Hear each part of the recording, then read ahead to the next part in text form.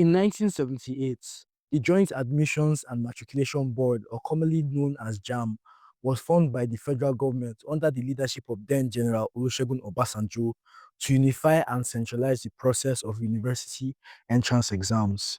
Before JAM, each university conducted its own entrance exams. Its elder brother WAEC was formed all the way back in 1952 when a committee called the Elias Commission was set up by the University of Cambridge when there was a need for localized exams in Africa, West Africa to be exact. Back then, because we were under their colonial rule, West Africans with no ties to Britain had to write British exams, which were made in Britain, then sent to Africa to be written, then sent back to Britain to be marked, then sent to Africa for people to see the results. Obviously, it was very time consuming and not called for. The committee was led by a British man called Dr. George Barker, who then embarked on a 3-month visit to West Africa. He then gave recommendations for a localized exam to be formed, and the colonial government of Nigeria, Ghana, Sierra Leone, Gambia, and Liberia used the findings to form the West African Examination Council, which till this day are still being written by these 5 countries. So with such high hopes and actually very valid reasons for these 2 examinations to be formed, how did you go from that to this?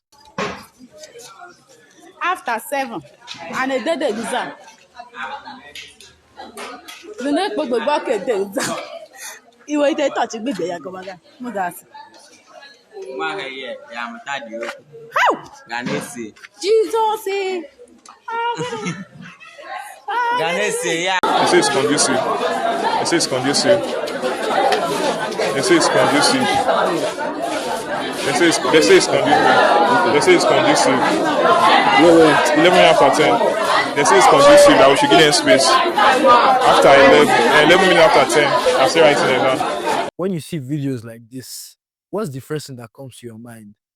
No, they are not preparing for a video, but they are actually about to take an exam at around 8 p.m. in the night. This is the situation that thousands of students faced while writing WAEC this year, as logistic delays caused students to write the exam at night. Students in northeastern Nigeria, Ogun State, Taraba, the best states in Nigeria by the way, and the southwest zone of Nigeria were all on video sitting for the exam in the night. The head of the Nigerian office of WAEC, Amos Dangote, apologized for the incidents. He said different problems occurred, ranging from the exams being leaked to the vehicle breaking down in the best state in Nigeria, Taraba. Me personally, I don't condone cheating, but if the exams were leaked, it's better that some people to cheat than literally everybody to write an exam in the night.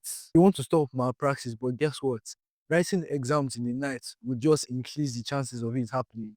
We all know multiple people in school that were black enough that if there's no light, they will just blend in. WAEC was bad, but JAM, this year they took the cake for being the worst. This year, JAM had a system error where over 157 out of 887 centers were affected. Over 379,997 students had to receipts. That is 17% of centers affected. The JAM official Twitter account, because nobody calls it X, came out to address this problem and started off by saying, "Man proposes, but God disposes."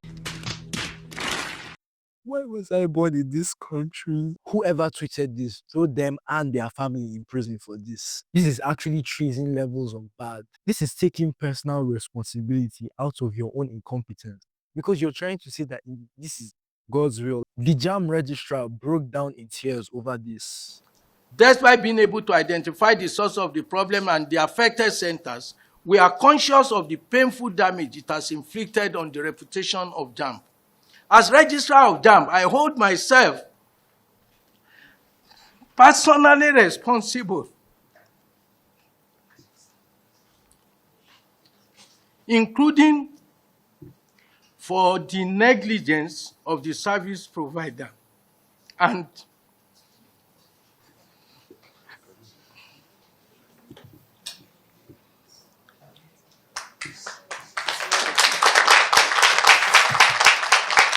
That's all well and good. At least you have a heart. With all due respect, everybody that was involved in this has to be fired, or at least major inquiries have to be made.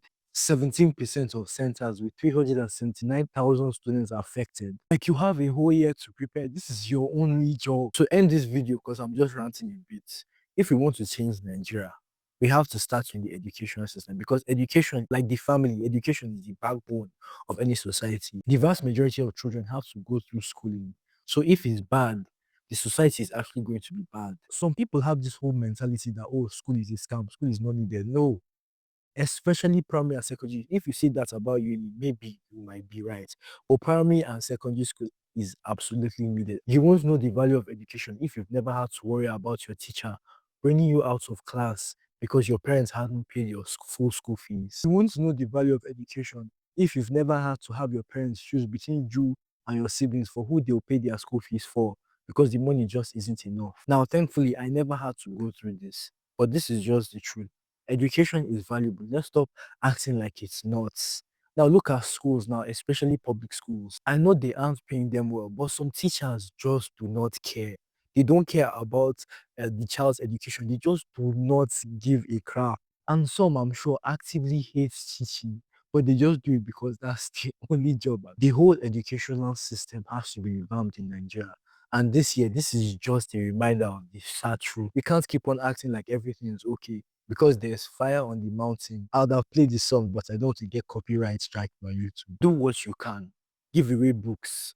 Fund a child if you have the means. Just education is important. Play your role in this. Thank you for watching. Please subscribe. Please subscribe. Huh? Please subscribe.